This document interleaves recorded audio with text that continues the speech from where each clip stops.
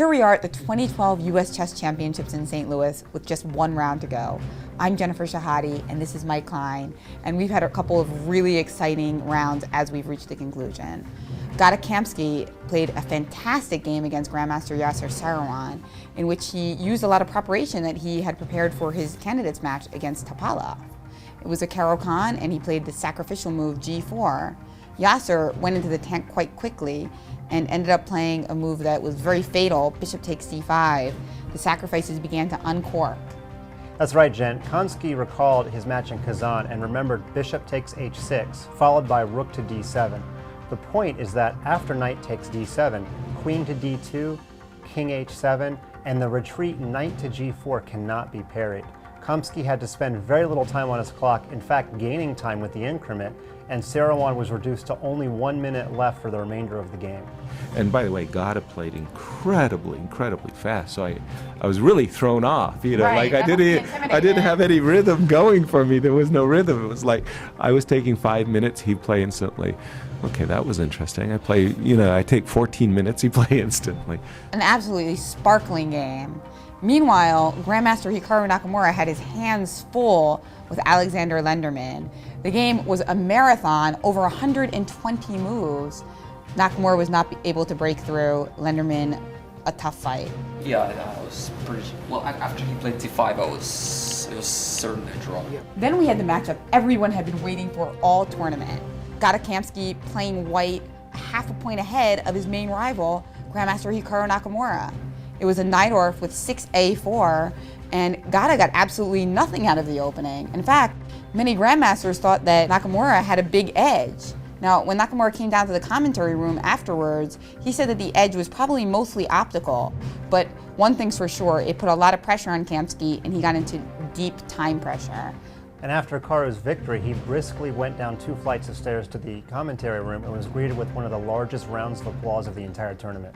He then stayed and answered questions about his game and his upcoming match tomorrow.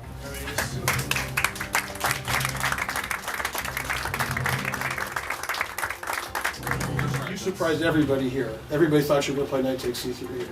Yeah, well, once again, knight h2 completely took me by surprise. I was expecting Gada to play knight d5, and I think after knight d5, rook c2. Right, the computer said, I mean, we're not using computers, What, but people told us that knight h2 is like really horrible move. On Kamsky's 40th and final move before time control, with about a minute left on his clock, he played the move king h4. Nakamura later called this move unrecoverable. Nakamura played rook a7, pinning one knight, then played rook takes d5, getting rid of the other well-placed knight. Kamsky just sat there with his extra 30 minutes and could not find a way to stop the advance of the a-pawn. Nakamura just played a5, a4, a3, a2, a1, and consecutive moves, and there was nothing Kamsky could do. Over in the U.S. Women's Championship, we have 2 players leading the cross table, Irina Krush and Anna Zatonski. Anna Zatonski had her hands full with Rusudan Goletiani's reverse Benko. But Rusudan seemed to lose the thread. Weird queen sortie, and her knight on h4 proved misplaced. Anna Zatonski found herself after time control, up 2 pawns, and won the rook game easily. Yes, and arguably Irina Krush had even more troubles than Anna Zatonski. Irina was white against the lowest seed, Elena Katz. Elena's bishops had proved strong, and if she'd only found 19 bishop a4 instead of bishop c4, it was unclear where Irina's rook would go. If it traveled forward, the other bishop would trap it, and if it traveled sideways, the passed d-pawn of Elena would simply march down the chessboard. Unfortunately for Elena, she didn't find it, and later on, a bigger blunder was waiting. Exactly. She played king to e7, which allowed b5, followed by knight c6 check, winning the exchange. I think in my first couple of games, I wasn't really sure what I was doing, but then now, I think my game improved much more. I wish I could just start all over. This left Irina and Anna tied for first going into the last round of the U.S. Women's Chess Championship. So it's all going to come down to that final day. If they both win, there will be a playoff on Sunday. Meanwhile, over in the U.S. Championship, we have Hikaru Nakamura a half a point ahead of the field, and he gets to play white against Yasser Seirawan, whereas Kamsky is black against Grandmaster Robert Hess. So going to be a thrilling last game. In fact, we might see 2 champions crowned tomorrow.